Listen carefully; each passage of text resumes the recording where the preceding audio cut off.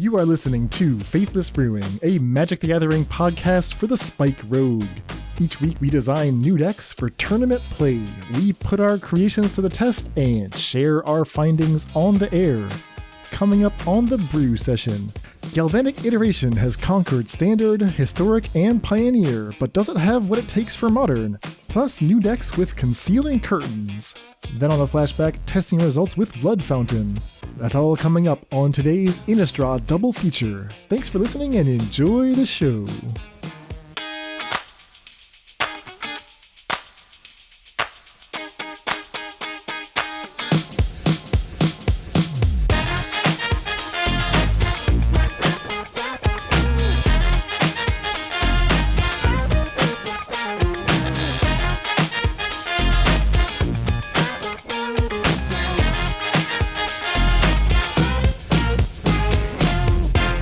Hello and welcome to the Faithless Brewing Podcast.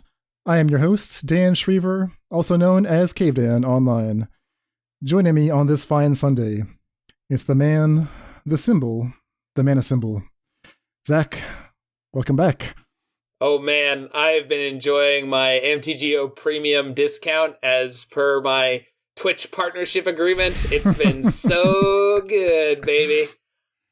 Yeah, what's it like to be whitelisted on all of the major platforms? Your draws have been smoother.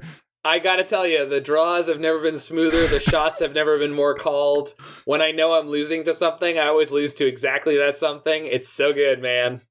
So good. Sometimes the chat gets mad at me. They're like, stop saying how you're losing. They keep doing the thing that you say you lose to. I'm like, I don't know how to stop. Can't stop, won't stop. Well, Zach, of course, is one of our newest Twitch partners. Awesome to see all that hard work pay off. See that little purple check next to your name in the chats.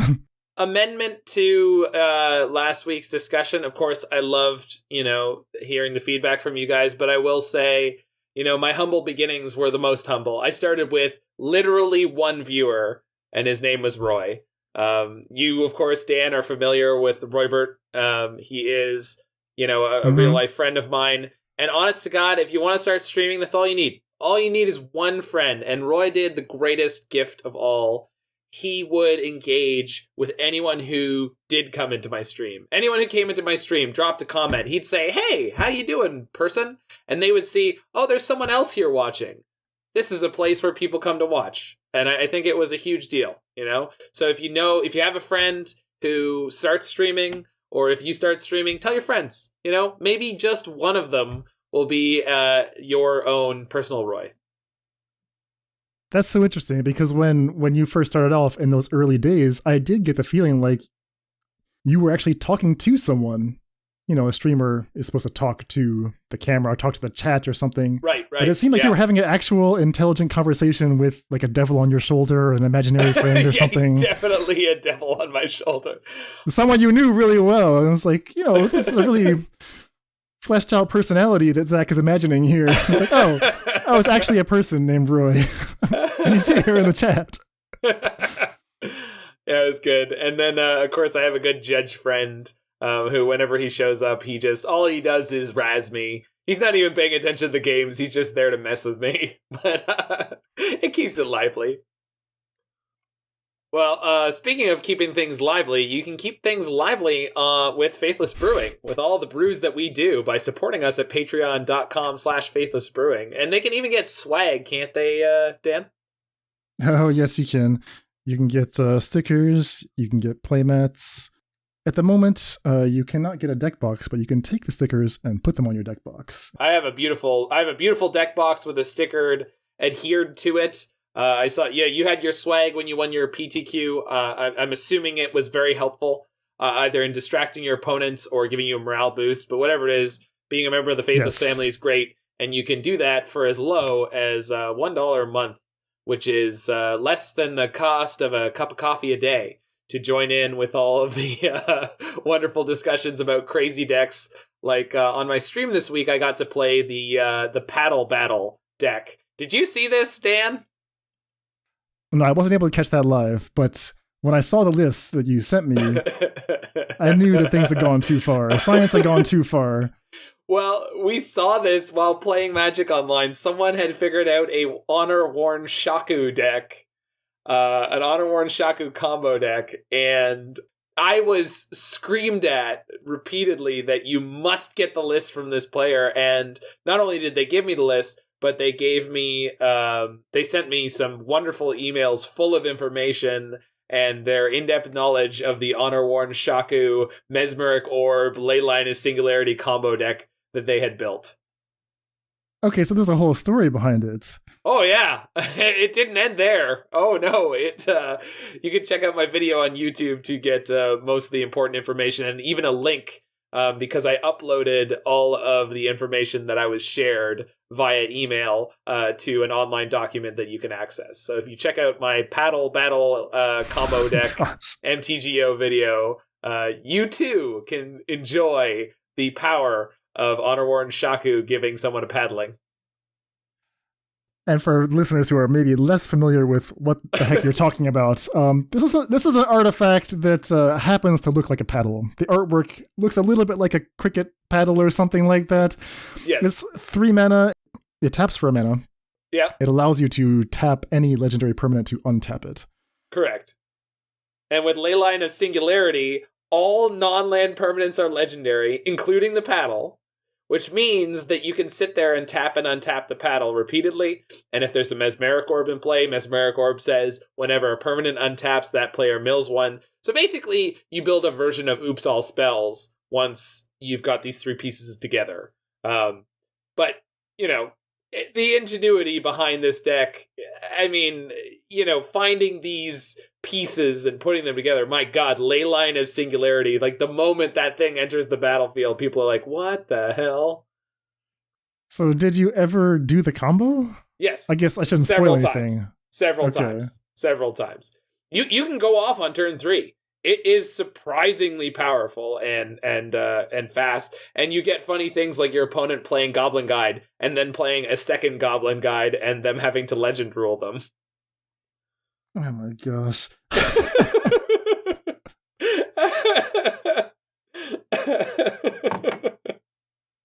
I mean, the thing that stuck out to me was, like, I actually think Honor-Worn Shaku is, like, kind of an interesting card, like, with legendary permanents. Because a lot of legendary artifacts and legendary planeswalkers function without actually needing to tap, right? Yeah. Karn does his thing whether or not he's tapped or untapped. Shadow Spear is a legendary artifact. You know, that can actually become a mana if you have Honor-Worn Shaku in play. And unfortunately, I'm ashamed to say I've been down this rabbit hole several times, especially when you and Arun and Brian on Serum Visions were going deep on Kin, and I was like, but what if we got the Honor-Worn Shaku into these decks? It'll tap for 2 colorless. 2! Throne of Death and Egon, God of Death, that's another legendary artifact. You know, like Oath of Nissa, you can tap Oath of Nissa to untap your Honor-Worn Shaku. But you never got the Leyline of Singularity tech, Dan. It was the missing link. No, that was absolutely not on my radar whatsoever. So, yeah, for the quality brewing nonsense like that, be sure to subscribe on twitch.tv/ManaSimple. Absolutely. Be kept in the loop, live updates on all the goings on. But for us, live here in this moment, we got some cards to check out and brew around before we get to our flashback on the Blood Fountain. So we got a late night horror double feature this week, Dan? Yeah, it's an Innistrad double feature in honor of the silvery screen. Right? We have 1 card from Midnight Hunt, 1 card from Crimson Vow. The pack is twice MSRP, but that's okay. Yeah, well, it comes in this beautiful black and white treatment. I mean, you can't see it in the audio podcast, but maybe we'll put a nice bell filter on this, and I'll talk in a transatlantic accent at some point. But so first on the docket, we've got the Concealing Curtains. So we talked about this during spoiler season. No, you guys talked about this during spoiler season. We talked about this during spoiler season. This is single black for a transforming double-faced card. So it's a wall. Love a wall. It has Defender, as most walls do, but it's no longer mandatory. It's an 0/4, and it has 2 and a black, transform, Concealing Curtains, activate only as a sorcery. All right, so 1 mana wall, 0/4, pretty good Defender, definitely blocks Ragavan. And then it flips into, for that low cost of 2 and a black, the Revealing Eye. This is an eye horror. Ooh, love an eye horror. It's got a menace, and when it transforms into the Revealing Eye, target opponent reveals their hand. You choose a non-land card from it, and if you do, that player discards that card, then draws a card. So it's a sort of Vendilion Click-esque effect. Do you like Click or Cleek, Dan? Click for me. How about you? Click for the Americans. Got it. Click if you speak any amount of French, probably. But so we talked about this card. It's like a good mixture of like an early game defensive card. It flips into this disruptive thing. The menace is super relevant for a lot of different decks, and it fits into Lurrus constructions. However, by and large, are we thinking this is going to make the cut for Modern? It's hard to picture what that deck would actually look like. The problem is that by the time you've put 4 mana total into this, 1 to cast, 3 to flip, that's just like a lot of mana. So you really want to find a situation where you're getting something out of the O4. And I don't think Modern is that format right now. Like, there aren't a ton of decks that are going to be like, oh no, they've got an O4. I'm really stymied here. Like, maybe Ragavan, yes, but they were planning to just kill your creature. Yeah, they'll bop into it and then Unholy Heat it, or they'll get their DRCs flipped by turn 2 and Unholy Heat it for 6.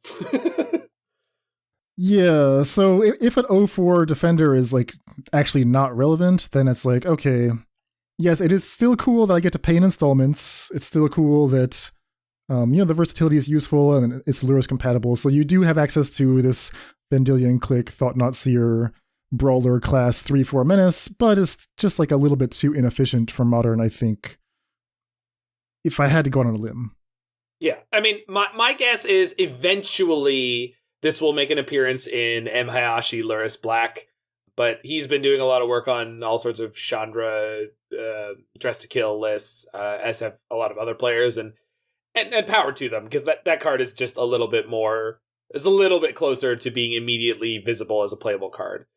But he's found room for Gatekeeper of Malakir and all sorts of nonsense in that deck and had some middling success with it. So if you want to make it happen, check out Magic Matt on YouTube, M. Hayashi on Twitter, because I'm sure at some point, if you poke him, he'll put Concealing Curtains into his Mono Black Lurrus deck. But we've got these lists for Pioneer. So in that I've made Twitch partner, now I suddenly have a little bit more freedom with my viewer count. And maybe we can get some Pioneer going on, because there is a Pioneer showcase this weekend. So what do we got going on here? So our resident brewmaster, David Robertson, Pioneer aficionado, has actually done a little bit of preliminary testing, and he's got a couple lists drawn up in Pioneer that he's actually played to some interesting results. The first list we'll talk about is Grixis Colors. It's built around Notion Thief. Notion Thief, of course, 3/1 flash for 2 blue-black. If an opponent would draw a card except the first one they draw in each of their draw steps, they skip that draw instead, and you draw the card. So it just yoinks all of your opponent's extra cards. It's a hilarious card to cast against, an Opt or Consider out of a Phoenix deck, for example. Similar text to Narset Parter of Veils, which also can prevent people from drawing more than one. So this has sort of the elements of some of the Narset Days Undoings combos that we've explored in the past, but actually we're featuring Notion Thief, 4 copies of that and only 2 copies of Narset. Notion Thief is a little bit different, right? It's going to reward us for like little smaller interactions. Specifically, a card like Prismari Command can force any player to draw 2 and then discard 2. If you point that at yourself, you get a nice little looting effect, but if you have Notion Thief down, point that at them, you draw 2 instead of them, and then they discard 2. So it actually gets really nasty in that scenario. And Concealing Curtains kind of fits into that same MO, where the fair use of Concealing Curtains means that you're paying 3 to have them discard a card and draw a new one, but with a Notion Thief down, you're paying 3 to have them discard a card and you draw a new one. Yeah, I mean, this interaction is one of the sweetest, like, one-of interactions in a Legacy deck I love very much, called Grixis Thieves, which in various forms has been Punishing Thieves or Strifopile. Notion Thief pairing up with Dak Faden there. So seeing Notion Thief pair up with Prismari Command that just warms my heart. Oh, does Dak Faden target any player? Yes. Oh, yeah. Target player draws 2, discards 2. Oh, yes. Oh, yes. Okay. Yeah. Greatest Thief in the multiverse, baby. So Prismari Command is like a one-shot deck. It's not a super great card in Pioneer, but I mean, it's here for the synergy, we could say. Yeah, well, and there is a Galazeth Prismari in there. An extra treasure won't go wrong with that card. So, Yeah, true. So to round out the list, we have the expected cards in Grixis colors: Fatal Push, Expressive Iteration, some amount of Censors, which David really likes. Flame Blast Bolt has become kind of the go-to removal spell because Phoenix is still a large presence. There's a Drown with a Lock, a couple Thoughtseizes, 1 Day's Undoing for the Narset value, and then Baleful Mastery. This is kind of the last surprising upside card, where if you cast it for its mastery cost, it only costs 2, exiles anything, your opponent draws a card. But, again, like we were saying, with Notion Thief down, you will draw that card instead, and that is just such a sweet interaction. It's hilarious. I get my removal spell at a discount and I draw a card? This seems wrong. So I think David tried this out last week just to see how it's positioned right now, because this is a list we have talked about in various times in the past, and he got a very nice 4-1 with it. He beat Phoenix, he beat Mono Red Burn, he beat Is It Turns deck, with this is a new one that we were talking about last week, using the combination of Galvanic Iteration, Temporal Trespass, and Chandra, Torch of Defiance. And it looks like he lost to Winota and beat a red-black Waste Knot deck. I'm not quite sure what that is, but a nice 4-1. So it seems like this is a well-positioned strategy right now. Yeah, and I wonder if it looks like the sideboard might be a little shy on ways to deal with Winota out of the Winota deck, although I don't know if other parts of the deck are as necessary to deal with, but it's like, that's a seriously promising early result. Yeah, I mean, it's tough because you have to not only sweep their board, like usually more than once, but then you also have to be defending against Winota specifically, and that requires like very specific instant speed interaction, and it's tough because then if you're sitting back on the interaction for too long, they'll start hard casting their Tovolar's Huntmasters or just beat you down with a Chariot or something like that. The cards are here, right? A couple Ether Gusts, a Fry, 1 Anger of the Gods, but maybe in order to like actually swing that matchup, and this is one of the most common matchups right now in the Pioneer Leagues, you might need like another Anger of the Gods, maybe a Grafdigger's Cage or 2, just anything to help stop immediately losing to a Winota trigger. Right. Is Lotus Field still a deck? Because if so, then the Grafdigger's Cage has some split usage. Although, for Notion Thief, pretty good against Lotus Field, I assume. Yeah, I think that would be one of the matchups you're hoping to face. Yeah. But Cage is like not bad against Phoenix. It's like a pretty decent main deck card if you're not planning to use your own graveyard at all. So the other note that David left for us here is that he thinks that Thoughtseize is actually not as important as it used to be, and actually a card that you don't want in the main deck anymore. So he was playing 2 copies in the main deck, and that's down from 4. And he says he didn't miss the extra copies. I don't know enough about Pioneer, but I'm sure he knows what he's talking about. So take note, Pioneer pilots. Yeah, it's because you have a lot of decks that are just trying to get you dead, right? You don't want these. You don't want Thoughtseize against a deck that's playing aggressively to the battlefield, and that describes Burn, that describes Winota, that describes Vampires, and the new Humans decks that have come up. At the same time, you just don't want Thoughtseize against the blue decks because they draw too many cards and reload too often. So there just aren't any matchups left for it, really. And a lot of the decks are crazy redundant, right? Imagine Thoughtseizing Phoenix. Like, come on. What are you going to take, the Phoenix or the draw spell? Which draw spell? Because they have 5 in their hand. Like, they're all the same. Yeah, it's like okay against Phoenix, but like... Yeah, maybe you get to snipe a Treasure Cruise. Like, yeah. But, yeah. They care a lot more if you let them cast Thing in the Ice and then Fatal Push it. That's actually much more devastating than Thoughtseizing the Thing in the Ice. Yeah. But all right, so that is a Grixis list, one that we've explored a little bit, but this next list here is way off the beaten path. So Zach, why don't you take us through this wild pile of cards? Sultai Value Search. So we've got In Search of Greatness, one of the potentially broken cards of the last many years that has not proven to be so broken, but maybe there's room. So it's green for an enchantment. At the beginning of your upkeep, you may cast a permanent spell from your hand with converted mana cost equal to 1 plus the highest converted mana cost among other permanents you control without paying its mana cost. So we've talked about this card before, but it bears repeating that it doesn't count itself. So with only In Search of Greatness in play, you have a mana value of 0. So you cast a 1-drop for free. Obviously, that's not what we're looking to do. So this deck has 2 Concealing Curtains, 4 Sylvan Caryatid, 2 Graveyard Trespasser, 1 Kalitas, 2 Elder Gargaroth, 1 Imrith Desert Doom, 3 Narset, and 4 Vraska as permanents. And so we've got a little bit of a... this is a perplexing puzzle to me, Dan. I mean, why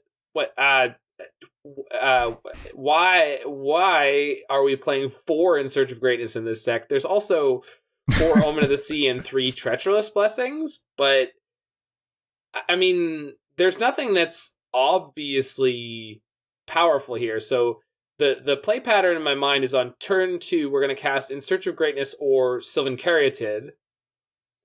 If we cast the Caryatid, we can cast a 4-drop, of which we have 5. They look okay. If we cast an In Search of Greatness, I mean, we might have a 1-drop, but on the second turn, nothing's going to happen, basically. But if we play a 3-drop on turn 3, then maybe we get a 4... Yeah, there's not really... Yeah, it's one of those cards that it's extremely difficult to even envision a play pattern. Yeah. The hope for In Search of Greatness was always that it was going to be an Aether Vial style mana source, or perhaps even like jump the curve and let you have like a really explosive turn. But when we tried this card the first time around, we had horrendous results. I think we went 1-17 with our first 3 or 4. That doesn't surprise me at all. It was by far the worst card we ever tried to brew around, and I'm horrified that David like went back to this well. 4 copies! 4! Not 1, 4! But he played this list and he got a 3 and 2 with it. So actually, like, this might be addressing some of the problems. So let's sort of review some of what he's found. Right, yeah. The big breakthrough for him was realizing that you need sticky permanents on 2 and 3. Think of this kind of like Enigmatic Incarnation. Like, you do need to have kind of like a stairwell chain of permanents going up from 2, 3, 4, but you need to go all the way up to 5. Right.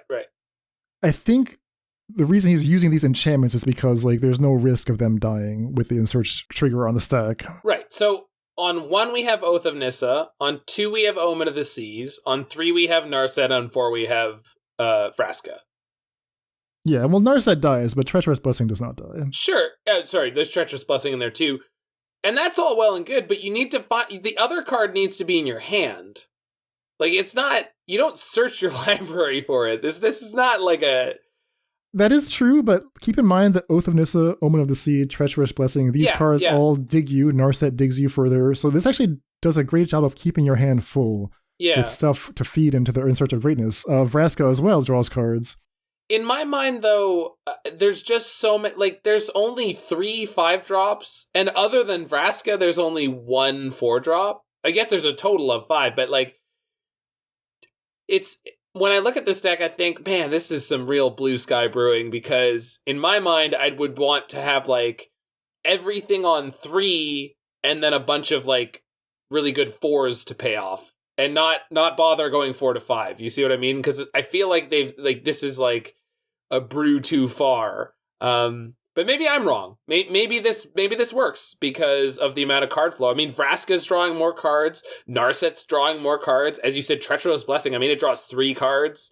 There's a lot of card flow here. And so even on turns where you're like, oh, like I have 4 or 5 lands in play, but I only have a 1-drop. It's like, well, casting a free Omen of the Seas is not a bad thing, because then you can cast a 4 or 5-drop this turn that you find off of it.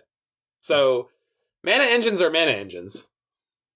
Yeah, and just keep in mind that if you built the deck to always go 3 to 4, once you did that once, you can't do it anymore because In Search of Greatness will then see that your highest is a 4 and it will say, do you want to put a 5 in? And you'll have to decline for the rest of the game. So you kind of do need to like have the ability to go at least up to 5. And in our earlier versions, we were using like Karn the Great Creator so that we could keep going up to 6 and 7 in some Christmas Land scenarios. But realistically, I mean, if you can get like 2 or 3 good uses out of In Search of Greatness, just going like 2 to 3, 3 to 4, that might be enough. So the other tricky line is that you cast In Search of Greatness. That's your turn 2 play, let's say. It's going to trigger on your next upkeep. You have the opportunity to flash in an Omen of the Seas right there in response. If you don't have that, you can just play a 1-drop. So that's what the Oath of Nissa and Concealing Curtains is for, because it will see that you have a land, so this is 0. So you have the option to put a free 1 in. So I think that you do have a good likelihood here of getting like 2, maybe even 3 or 4 free drops out of the In Search of Greatness over the course of a game. I will say, ignoring the incredibly eye-catching In Search of Greatness, this actually just looks like a good Sultai value pile. Like, if any of these cards line up well in the format, and knowing David, they all reasonably do, then, you know, turn 2 Sylvan Caryatid into just keep slamming, like, random big mid-range threats is probably going to go okay for you.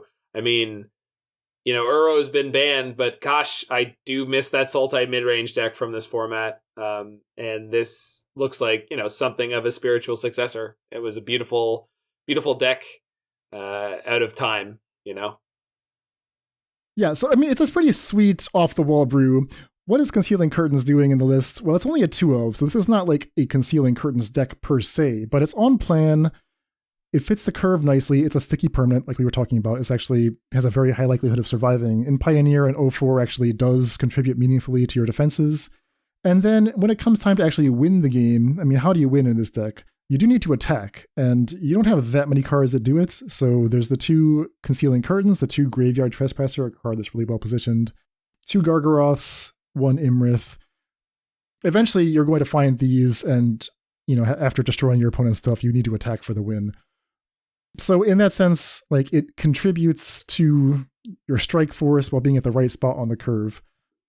So this is like an example, I think, of Concealing Curtains just being like a nice role player, a nice new tool to add to these off-the-wall strategies.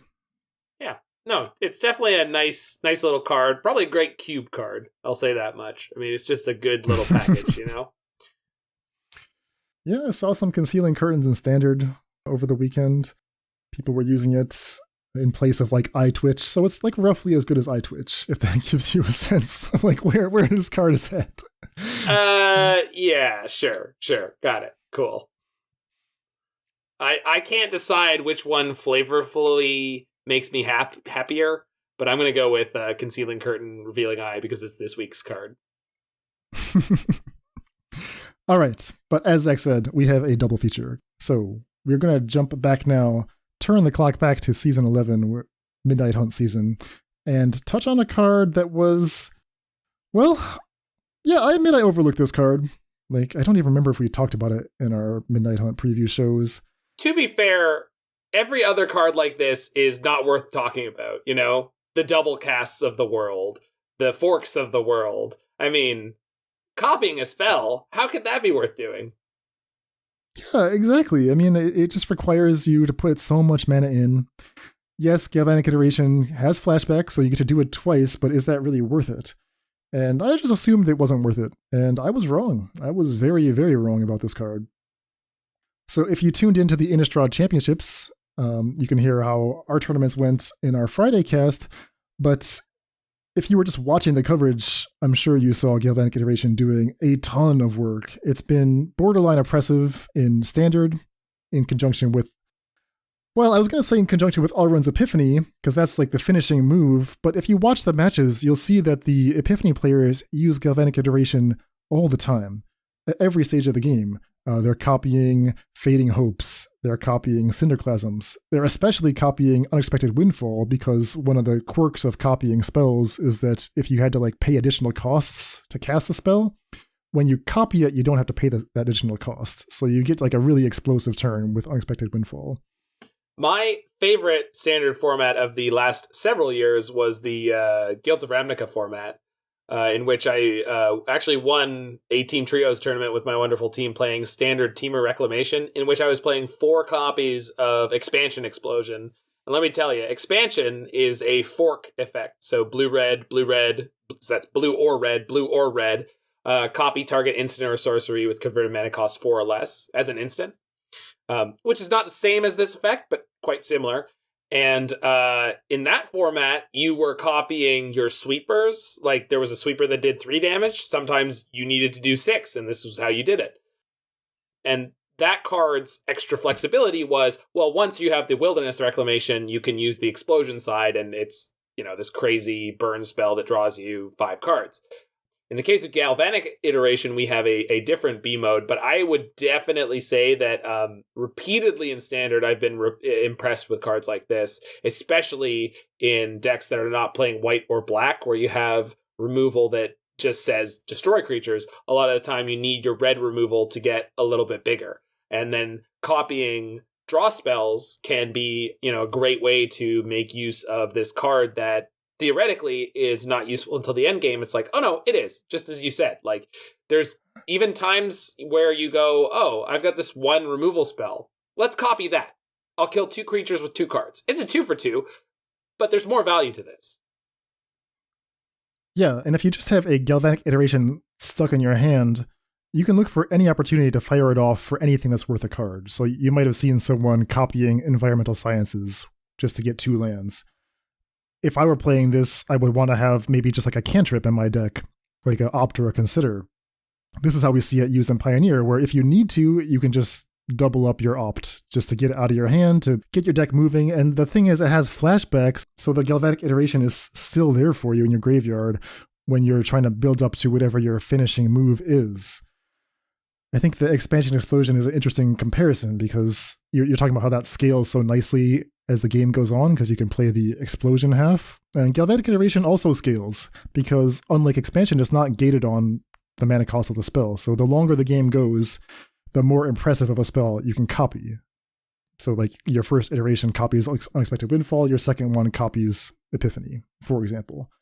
In Pioneer, people figured out that actually, because it's not gated on mana cost, you can just copy a Delve spell, you can copy Treasure Cruise, you can copy Temporal Trespass.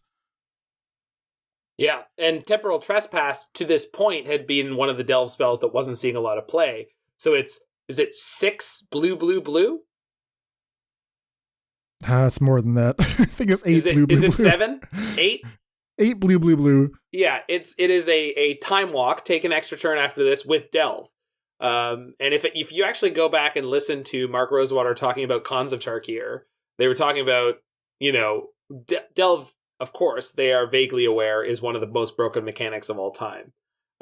And they were coming up with cards like this to design, and they were like, oh, let's do a time walk. And then they were trying to figure out the cost. I think Temporal Trespass, this might be one of the first times it's seen really great play.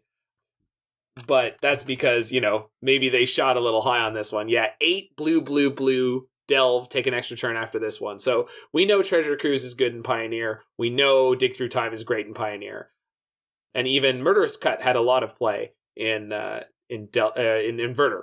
But I think this one may be one of the first times Temporal Trespass has really hit it big. Yeah, so we're seeing that picked up in just basic Arclight Phoenix builds. And as we talked about last week, there are some versions that are eschewing Phoenix entirely, that are not even playing Thing of the Ice. They're just trying to execute the extra turns combo. And then you kill them either with a Hall of the Storm Giants, or by ramping up to Hullbreaker Horror because you just took 2 extra turns.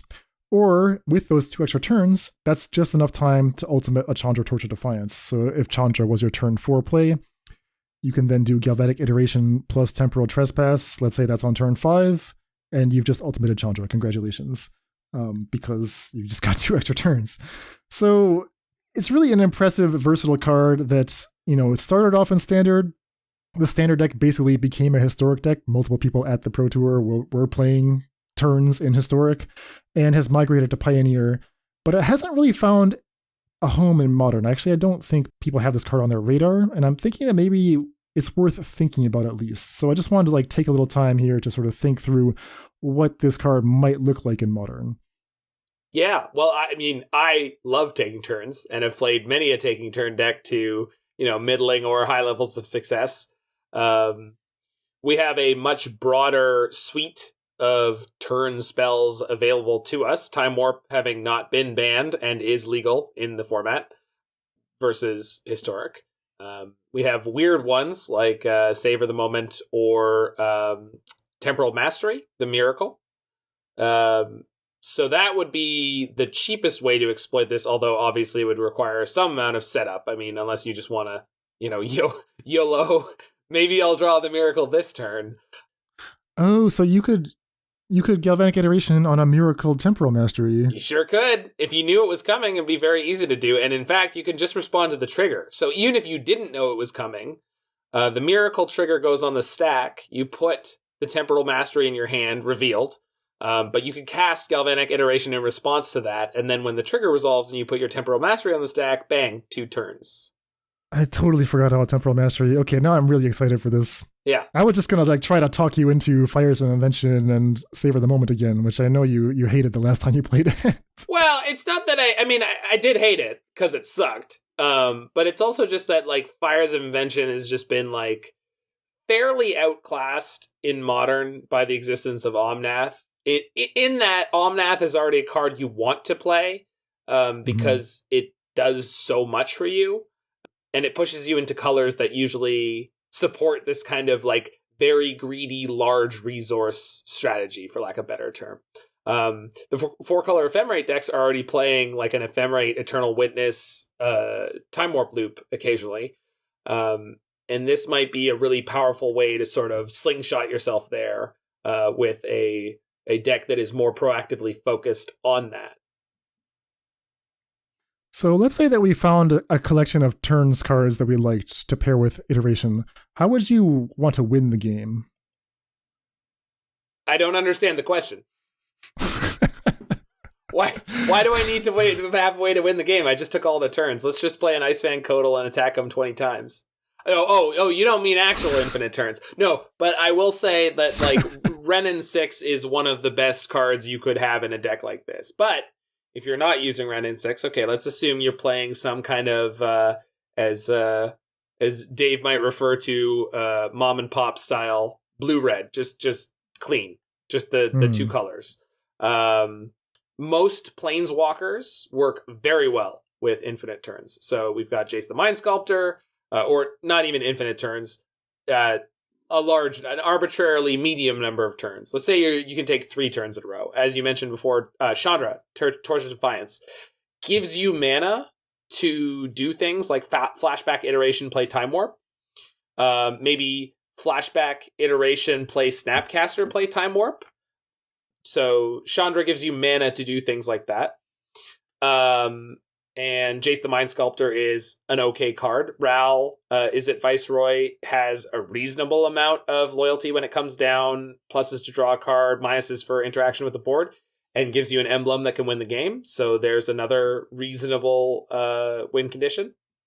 So in Blue-Red, you've got a couple of good Planeswalkers already, plus one of the best creature lands in the format, Hall of Storm Giants. Yeah, do you think that Hall of Storm Giants alone would be enough? If I knew I was going to get 2 turns in a row, could I just kill them with 2 attacks? There's often a lot, Modern is very broad right now, so there are creatures that might be cluttering up the battlefield, but it's not unreasonable. Absolutely, it's not unreasonable. And if you're playing a blue-red deck that's made it this far into the game, chances are you've had some ability to manage their creatures if they are any kind of creature-focused deck. Murktide Regent would also be a really cheap card to just throw down an 8/8 and start beating them.